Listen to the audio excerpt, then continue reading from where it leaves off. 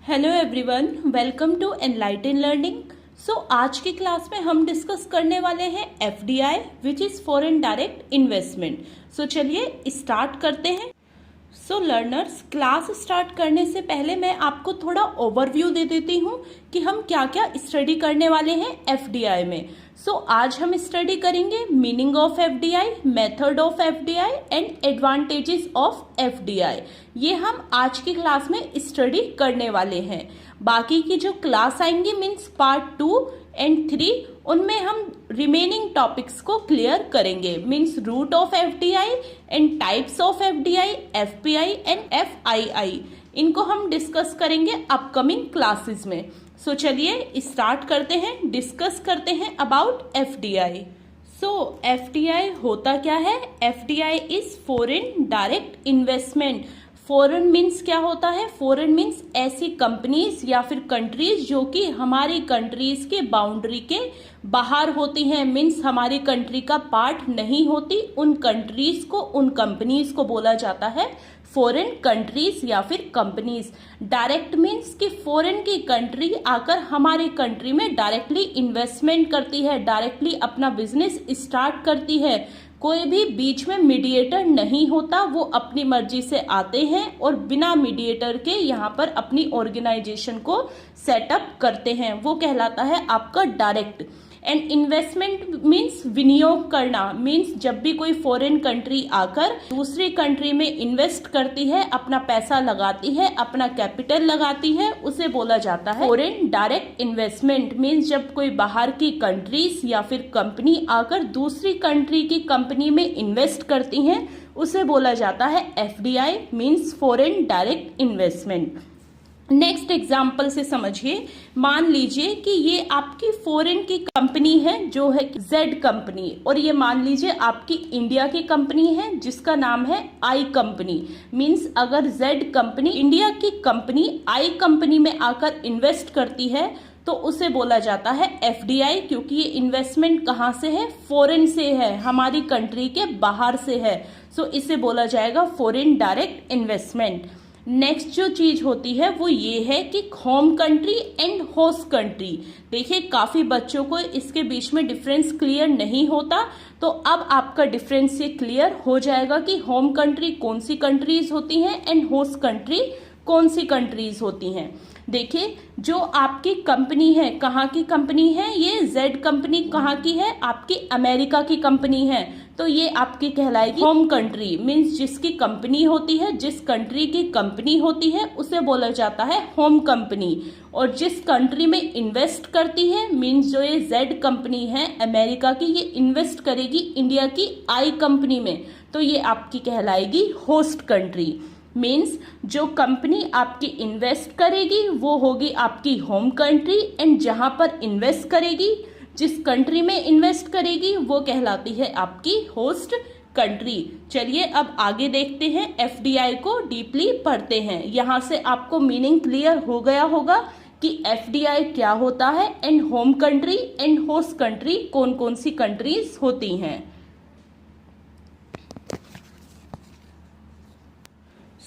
FDI क्या है? FDI एक डायरेक्ट इन्वेस्टमेंट होता है बिटवीन द कंट्रीज। मीन्स जब कोई एक कंट्री की कंपनी दूसरी कंट्री में अपना बिजनेस स्टार्ट करती है, उसे बोला जाता है FDI, means foreign direct investment. FDI एक डायरेक्ट इन्वेस्टमेंट है। क्वेश्चन रेज हो सकता है एफडीआई डायरेक्ट इन्वेस्टमेंट है या फिर इनडायरेक्ट। इसके नाम में ही छुपा हुआ है, एफडीआई एक डायरेक्ट इन्वेस्टमेंट है। एफडीआई करा जाता है कंट्रोल करने के लिए ओनरशिप। मीन्स एफडीआई का जो मेन मकसद होता है वो होता है कि दूसरी कंट्री में अपनी कंपनी खोलकर उस कंपनी को कंट्रोल करना, उस कंपनी को अपने हिसाब से चलाना। और वो कंपनी कहाँ खोली जाती है? होम कंट्री के द्वारा। मीन्स जो कंपनी खोल रही है उस कंट्री के द्वारा होस्ट कंट्री में, मीन्स अनदर कंट्री में। वो कंट्री कोई सी भी हो सकती है। FDI foreign direct investment is long term investment. FDI कैसा इन्वेस्टमेंट है? लॉन्ग टर्म इन्वेस्टमेंट है। देखिए कोई भी कंपनी, कोई भी दूसरी कंट्री की कंपनी केवल 1 या 2 महीने के लिए किसी दूसरी कंट्री में इन्वेस्ट नहीं करती है, वो सालों के लिए इन्वेस्ट करती है। कितना, 1 साल, 1 ईयर, 2 ईयर, 3 ईयर या फिर 5 ईयर लॉन्ग टाइम के लिए इन्वेस्टमेंट करती है। एंड एफडीआई में जो इन्वेस्टमेंट होता है वो मोर देन 10% होता है। मीन्स जितने की आपकी नेटवर्थ है उसका 10% आपको इन्वेस्टमेंट करना होता है। कहाँ? दूसरी कंपनीज में, दूसरे कंट्री की कंपनीज में, जिसे कि एफडीआई बोला जाता है। सो आपका यूजीसी नेट में क्वेश्चन रेज हो सकता है एंड काफी बार हुआ भी है कि एफडीआई में मिनिमम इन्वेस्टमेंट कितना होना चाहिए। सो आपकी मिनिमम लिमिट है 10%। एंड ये कैसे इन्वेस्टमेंट होता है? लॉन्ग टर्म इन्वेस्टमेंट होता है। एफडीआई जो इंट्रोड्यूस किया गया था 1991 में किया गया था, जब क्या आया था? आपकी एलपीजी पॉलिसी आई थी, लिबरलाइजेशन, प्राइवेटाइजेशन एंड ग्लोबलाइजेशन, जिससे कि हमने एफडीआई को बढ़ावा दिया था, आजादी दी थी कि बाहर की कंपनीज आकर हमारी कंट्री में इन्वेस्ट कर सकती हैं। सो ये आपका कहलाता है foreign direct investment, means FDI. Next one is method of FDI, means कौन कौन से ऐसे मेथड्स हैं जिनके द्वारा एफडीआई किया जाता है, फॉरेन डायरेक्ट इन्वेस्टमेंट किया जाता है बाहर की कंपनीज के द्वारा हमारी कंट्रीज में। सो देख लेते हैं। फर्स्ट है आपका बाय ओपनिंग ऑफ सब्सिडरी और associate in a foreign country. कैसे हम ओपन करके, खोलकर, कैसी सब्सिडरीज कंपनीज को खोलकर या फिर एसोसिएट कंपनीज को खोलकर भी एफडीआई कर सकते हैं, फॉरेन डायरेक्ट इन्वेस्टमेंट कर सकते हैं दूसरी कंट्रीज में। अब आप कहेंगे कि मैम हमें सब्सिडरीज का मतलब पता तो था बट अब हमें याद नहीं आ रहा, तो आप बता देंगी? मैं कहूंगी व्हाई नॉट, यस बिल्कुल। सो सब्सिडरीज का मतलब क्या होता है? देखिए, जब कोई दो कंपनीज होती हैं, एक होती है आपकी पेरेंट कंपनी और एक होती है आपकी सब्सिडरीज कंपनी। सो आपको ध्यान रखना है, पेरेंट को आप रिलेट करना अपने पेरेंट्स से, मीन्स जो आपके मालिक होते हैं, जो आपके ओनर होते हैं, वो होती है आपकी पेरेंट कंपनी। और अगर जिस कंपनी का 51% से ज्यादा शेयर किसके द्वारा, किसके पास है? पेरेंट कंपनी के पास है, तो वो आपकी कहलाएगी सब्सिडरीज कंपनी। मीन्स जो पेरेंट्स हैं उनके बच्चे जो हैं वो है सब्सिडरीज, किसके द्वारा रन किए जाते हैं? पेरेंट कंपनी के द्वारा, मीन्स हमारे पेरेंट्स के द्वारा।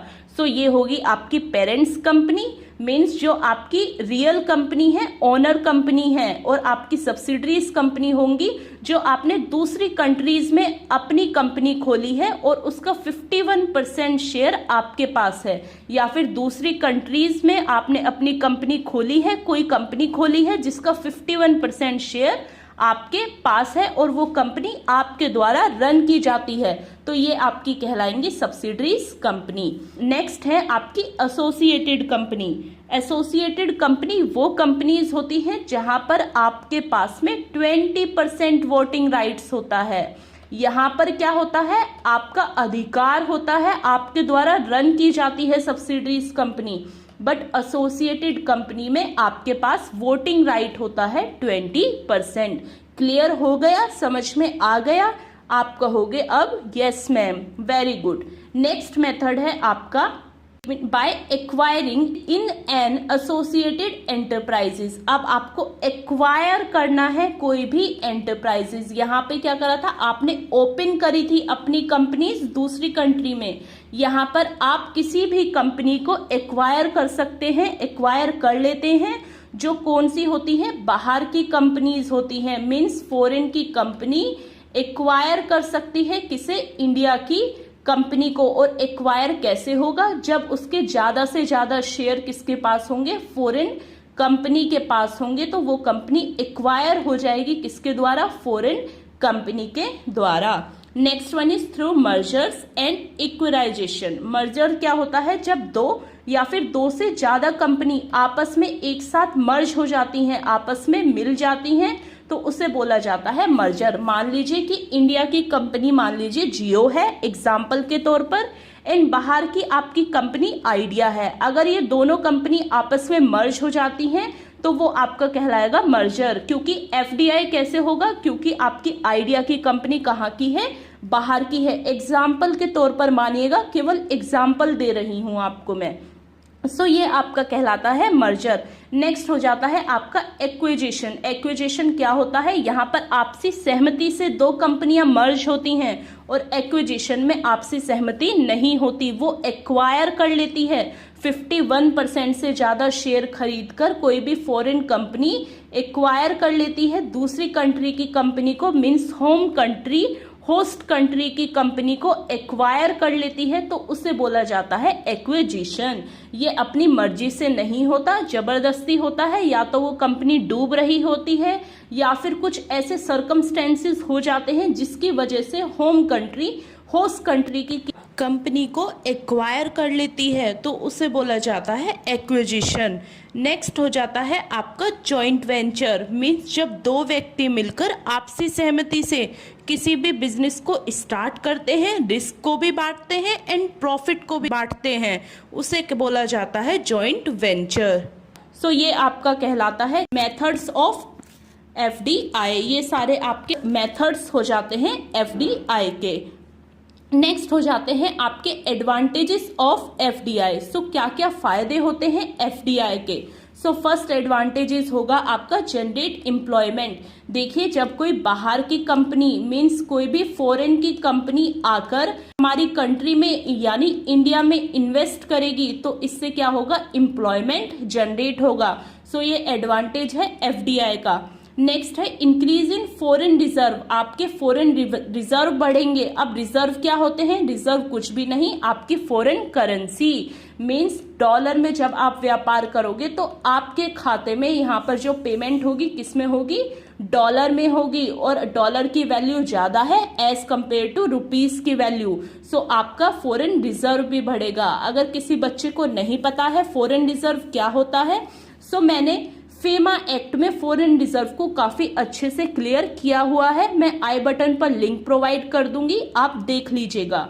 नेक्स्ट एडवांटेज होगा FDI का इनफ्लो होगा एडवांस टेक्नोलॉजी एंड नॉलेज का। मीन्स बाहर से हमारे पास एडवांस टेक्नोलॉजी आएगी। आपको पता है अमेरिका कितना फास्ट है टेक्नोलॉजी में, सो वो बाहर से न्यू हमारे लिए टेक्नोलॉजी लेके आएंगे जिससे हमारी नॉलेज भी इंक्रीज होगी। सो ये फायदा होगा हमें FDI का।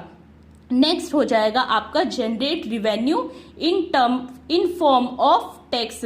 हमारा रिवेन्यू जनरेट होगा, और वो रिवेन्यू कैसे जनरेट होगा? टैक्स के फॉर्म में। मान लीजिए कि कोई आपकी बाहर की कंपनी जब आकर हमारे यहाँ पर इन्वेस्ट करेगी, तो वो इन्वेस्ट ऐसे ही थोड़ी करेगी, उसे टैक्स भी तो देना पड़ेगा हमारी गवर्नमेंट को।